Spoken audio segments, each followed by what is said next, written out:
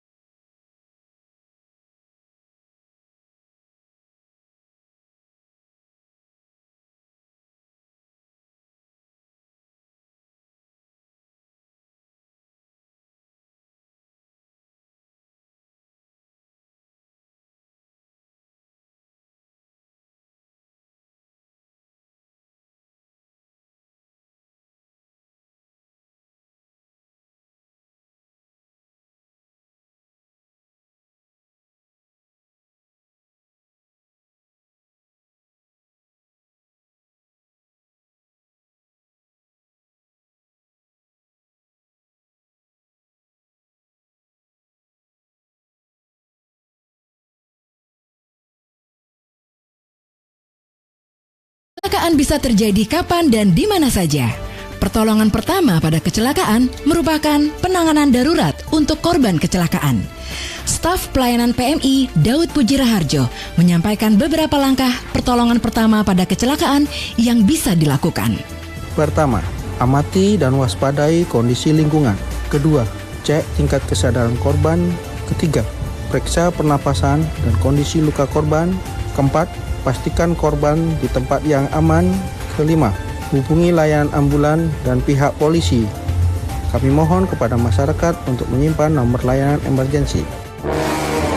Yuk pahami langkah pertolongan pertama pada kecelakaan dengan tepat dan benar.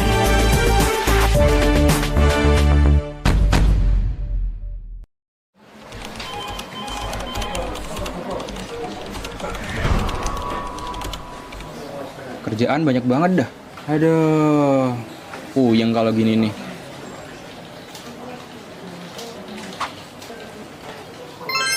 Untung ada ini, RRI Digital.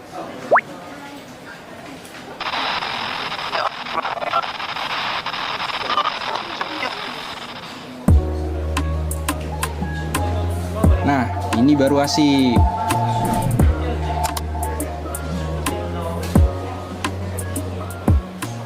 Cangkul, cangkul, cangkul yang dalam, menanam pohon di rumah kita. Iya.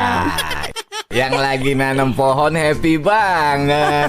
Ya iyalah, bangga aku tuh bisa berpartisipasi kurangi global warming.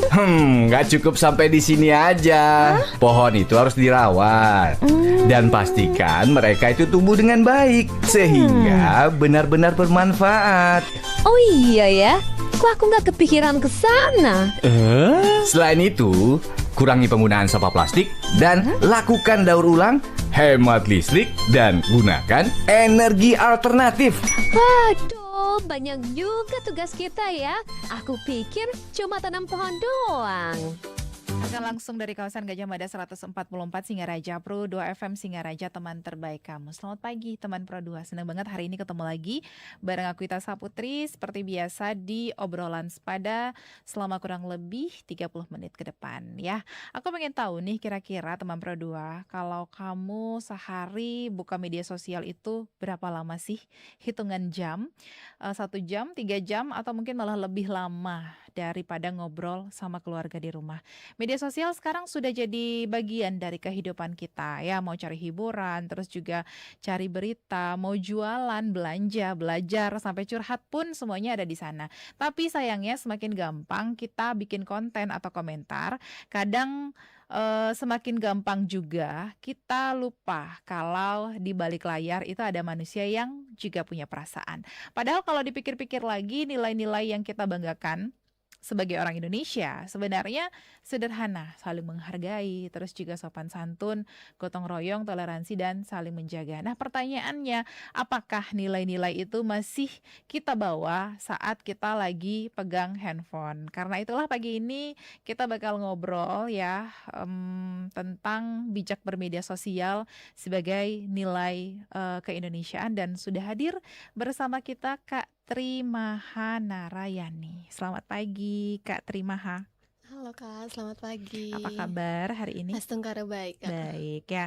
Oke, kita kalau ngomongin media sosial, menurut Kak Tri sebenarnya kita ini lagi hidup di era yang serba bebas berekspresi atau mungkin justru semakin susah untuk saling menghargai?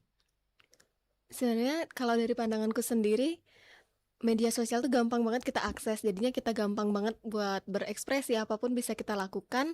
Tapi kadang ada beberapa tindakan-tindakan yang dilakukan itu tanpa memikirkan gimana sih dampaknya terhadap orang luar, gitu sih yang sekarang aku lihat ya.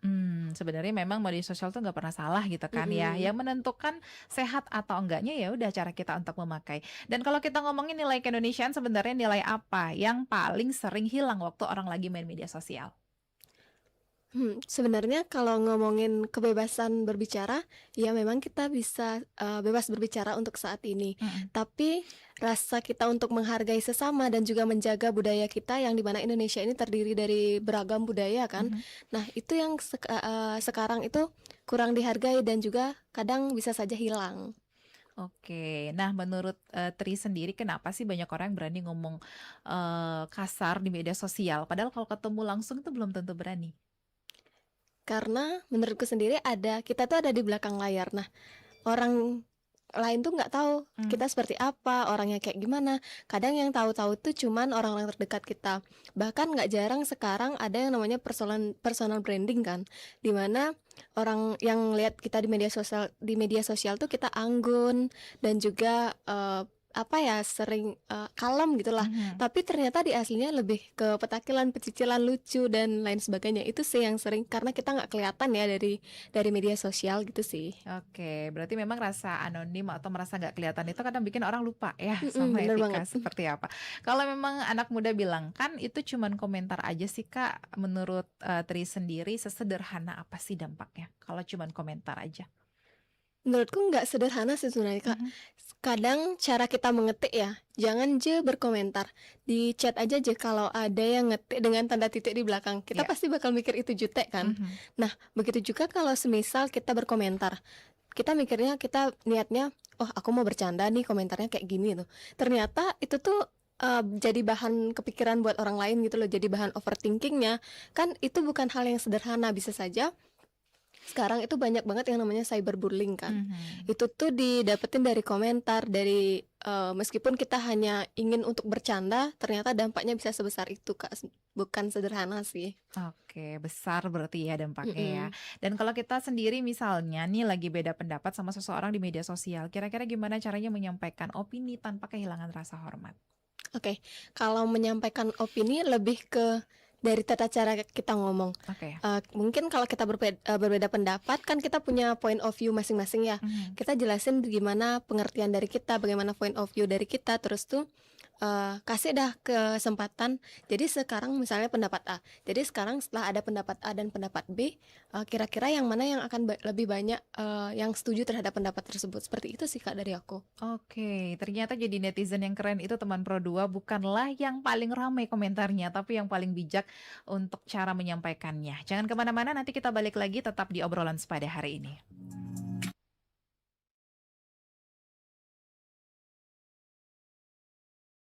Kendara butuh fokus penuh. Tapi, apakah kebiasaan ini membuat Anda lengah di jalan? Abu rokok sembarangan bisa mengganggu pengendara lain. Satu kecerahan panas di mata bisa berujung bencana. Saat konsentrasi terbagi, bahaya datang tanpa permisi. Sedikit kelalaian bisa berakibat fatal. Keselamatan adalah prioritas utama. Tunda keinginan itu sampai berhenti di tempat yang aman. Kendaralah dengan fokus demi keselamatan Anda dan semua pengguna jalan. Berkendara butuh fokus penuh. Tapi, apakah kebiasaan ini membuat Anda lengah di jalan? Abu rokok sembarangan bisa mengganggu pengendara lain. Satu kecerahan panas di mata bisa berujung bencana. Saat konsentrasi terbagi, bahaya datang tanpa permisi.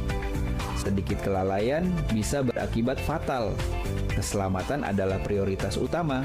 Tunda keinginan itu sampai berhenti di tempat yang aman. Kendaralah dengan fokus demi keselamatan Anda dan semua pengguna jalan. Berkendara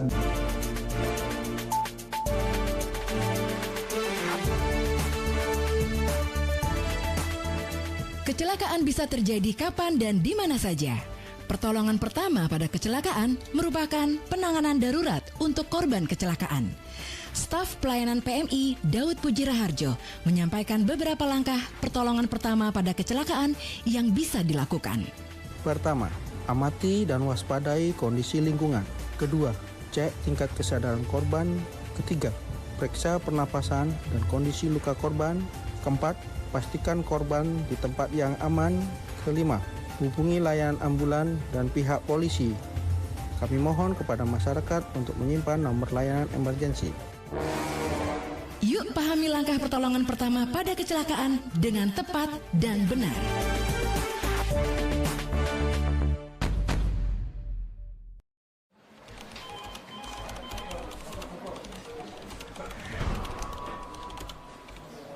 Kerjaan banyak banget dah. Aduh. Puyeng kalau gini nih.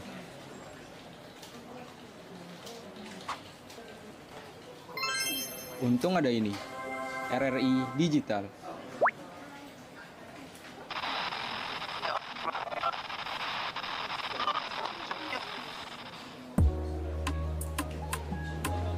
Nah, ini baru asik.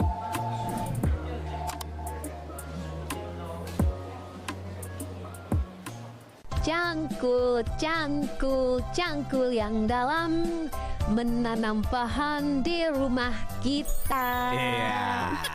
Yang lagi nanam pohon happy banget. Ya iyalah, bangga aku tuh bisa berpartisipasi kurangi global warming. Nggak cukup sampai di sini aja. Pohon itu harus dirawat. Dan pastikan mereka itu tumbuh dengan baik. Sehingga benar-benar bermanfaat. Oh iya ya, kok aku nggak kepikiran ke sana? Selain itu, kurangi penggunaan sampah plastik dan lakukan daur ulang hemat listrik, dan gunakan energi alternatif. Waduh, banyak juga tugas kita ya. Aku pikir cuma tanam Ya, hari ini masih bareng aku Ita Saputri, ada Kak Tri juga yang pagi hari ini kita masih ngebahas soal bijak bermedia sosial sebagai wujud nilai keindonesiaan. Dan tadi kita sudah bahas soal etika komentar, sampai kenapa sih orang itu kadang berubah saat ada di balik layar. Sekarang aku bakal ajak Tri untuk ngobrol lebih jauh lagi, kira-kira gimana sih caranya supaya media sosial benar-benar jadi tempat bermanfaat, bukan malah bikin kita gampang terpecah seperti itu teman Pro 2. Nah Kak Tri, menurut Tri sendiri ciri-ciri orang yang memang benar-benar bijak bermedia sosial itu seperti apa? Kalau dari aku sih ngomongin bijak bermedia sosial ya, yang menurutku itu postingnya itu nggak asal-asalan gitu loh. Oke. Jadi kita lihat, aku sendiri nih ngelihat kalau aku posting ini kira-kira komentar orang seperti apa ya. Itu yang pertama. Terus tuh ketika mau komen, bener nggak mau komen kayak gini? Ntar nggak aja takutnya dia tersinggung. Itu sih yang bijak. Tapi kalau pemanfaatannya yang bijak, aku lebih suka iri ke anak muda yang sekarang yang mereka tuh bisa manfaatin media sosial untuk daily life-nya mereka. Mereka nunjukin kayak yang sekarang mungkin dari pagi mereka kuliah, terus tuh entah itu mengerjakan tugas setelahnya, terus sore mereka bisa jogging atau sunset atau apalah yang bermanfaat gitu. Terus tuh yang juga memperkenalkan budayanya ya.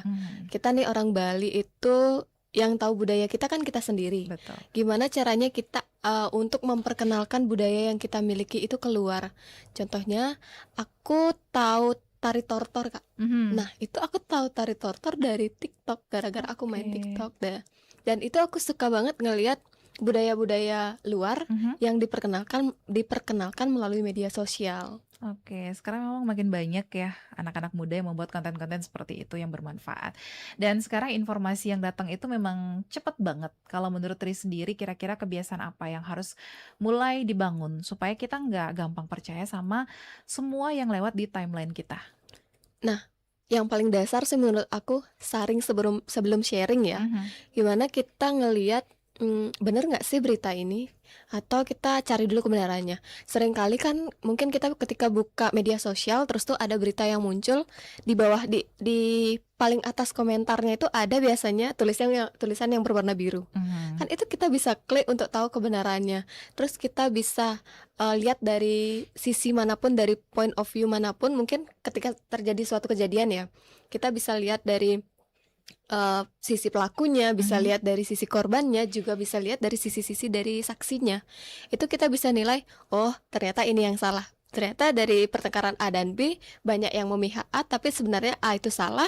Setelah kita saring, kita cari, baru tahu kalau ternyata yang salah itu siapa gitu. Oke, tapi kalau kita lihat kondisi sekarang nih ya Tri, menurut Tri sendiri media sosial itu apakah lebih banyak menyatukan masyarakat Indonesia atau justru malah bikin gampang terpecah? Sebenarnya untuk sekarang media sosial tuh gampang banget bikin kita terpecah, Kak. Kenapa?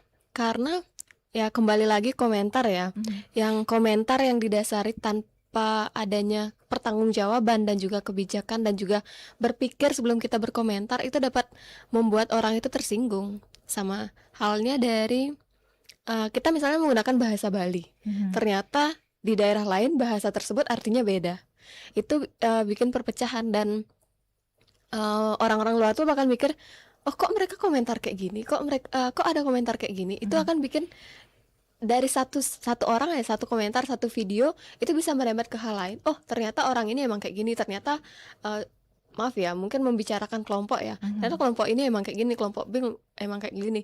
Itu yang sebenarnya membuat kita terpecah, Kak. Oke, memang kalau dipikir-pikir semuanya itu balik lagi ke cara kita menggunakan media sosial itu Bener seperti banget. apa gitu ya. Nah untuk anak muda mungkin yang pengen buat konten, kira-kira gimana caranya tetap kreatif nih kalau menurut Tri sendiri, tapi tetap membawa nilai-nilai positif? Kalau kreatif dan membawa nilai positif, menurut aku yang pertama tentu saja memperkenalkan keseharian kamu yang benar-benar produktif. Yang seperti mulai dari hal-hal kecil ya, bangun pagi. Bahkan sekarang hal sekecil kita ngerapiin kasur pun kadang dikontenin kan. Dan itu masuk, oh ternyata dia pagi-pagi sudah produktif. Itu sudah dapat satu komentar positif loh. Terus tuh mungkin untuk menyatukan Indonesia sendiri kita berdiri di atas keberagaman kan, di atas banyaknya budaya. Balik lagi kita bisa ngenalin budaya kita, tapi tentu saja dengan tagline-tagline yang benar kan. Kadang beberapa tagline di media sosial atau di media-media yang menyebarkan informasi itu tagline-nya yang salah. Terus ditambah lagi dengan audiensnya yang minim literasi. Nah, itu combo maut Kak. Dimana mungkin tagline-nya itu memicu spesifikasi negatif, dan di bawahnya itu kan biasanya ada tuh caption penjelasannya. Tapi ternyata sekarang anak muda ataupun pengguna media sosial tuh minim literasi. Mereka males banget buat baca captionnya itu. Jadi itu bikin belum baca apa-apa ternyata mereka udah share, mereka udah komentar negatif. Itu sih yang kurang banget untuk sekarang.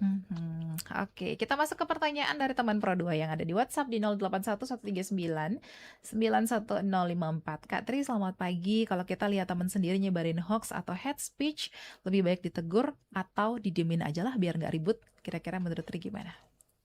Halo, terima kasih. Jadi menurut aku pribadi, ketika kita lihat teman kita ya yang suka menyebarkan berita bohong, nah ada dua pilihan. Yang pertama, ya udahlah, itu cara orang berekspresi. Tapi yang kedua, mungkin kita bisa tegur, tapi tentu saja dengan cara yang baik. Bukan dengan cara kita tiba-tiba ujuk-ujuk langsung ngomong, ih kamu kok gini sih, kamu gini sih. Itu kan bikin orang sakit hati juga. Tapi bisa mungkin bilang gini ya, tahu nggak kalau dari konten kamu, dari story kamu atau dari postingan kamu bikin orang berpikir kayak gini tentang kamu, berpikir negatif, berpikir A, B atau yang lainnya. Itu mungkin bisa dilakuin. Terus tuh bisa juga kasih saran. Coba kamu kurangin sedikit yang bagian A, kurangin sedikit hiperbola ya dalam suatu cerita atau menyampaikan pendapat. Itu sih yang dari aku, ada dua pilihan ya Kak ya. Oke. Selanjutnya, selamat pagi. Kalau misalnya ada akun yang isinya provokasi terus, tapi followersnya banyak, menurut Kak Tri lebih baik dilawan, dilaporin atau di-unfollow aja? Nah, ini benar nih. Banyak banget sekarang akun-akun yang memprovokasi kan, dan juga ternyata juga banyak penikmatnya Kak ya. Tapi dari aku sendiri, kalau memang itu sangat berlebihan dan juga menimbulkan perpecahan untuk kita, tentu saja kita bisa laporin.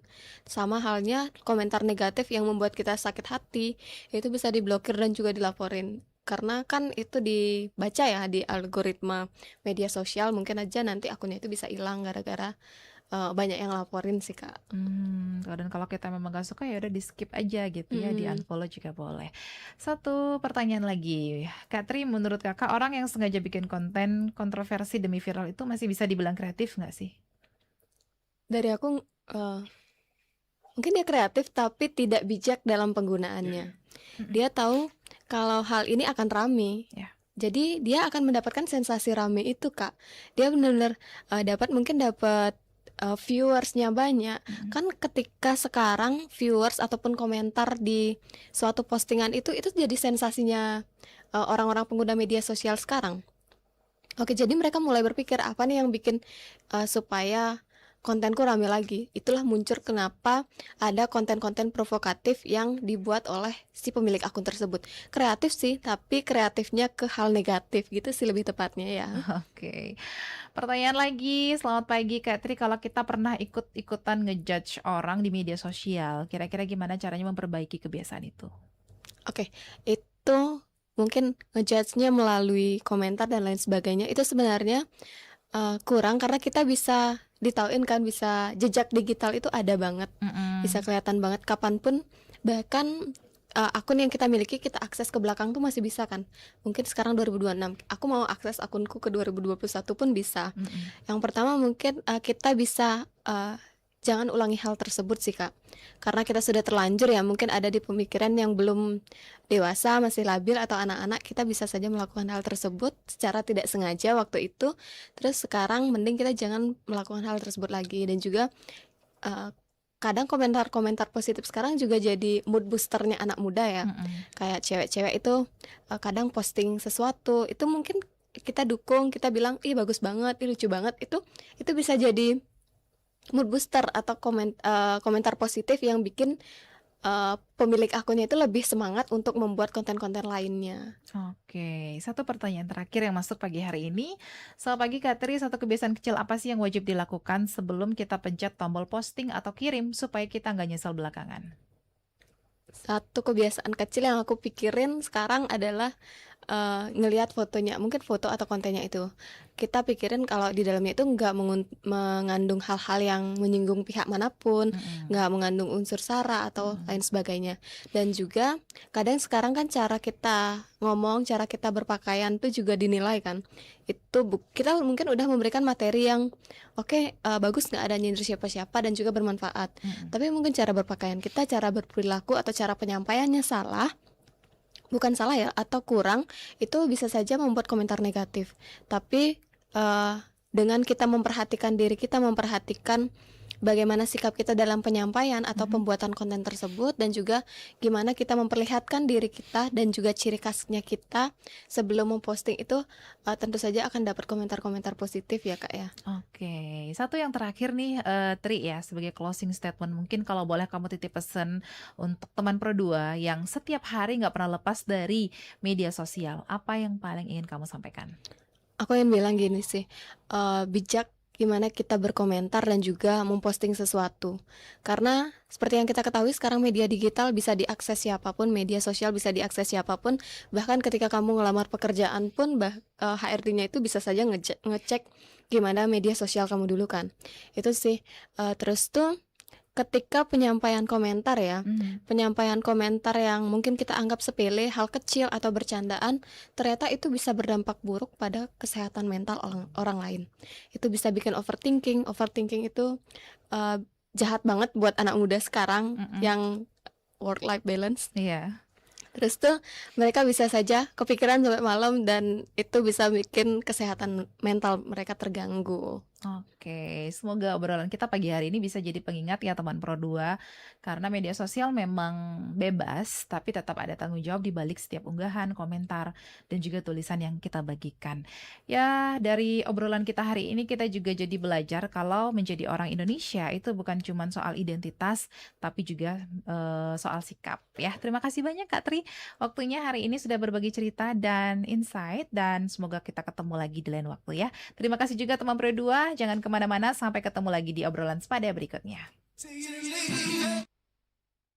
Berkendara butuh fokus penuh, tapi apakah kebiasaan ini membuat Anda lengah di jalan? Abu rokok sembarangan bisa mengganggu pengendara lain. Satu kecerahan panas di mata bisa berujung bencana. Saat konsentrasi terbagi, bahaya datang tanpa permisi. Sedikit kelalaian bisa berakibat fatal. Keselamatan adalah prioritas utama. Tunda keinginan itu sampai berhenti di tempat yang aman. Kendaralah dengan fokus demi keselamatan Anda dan semua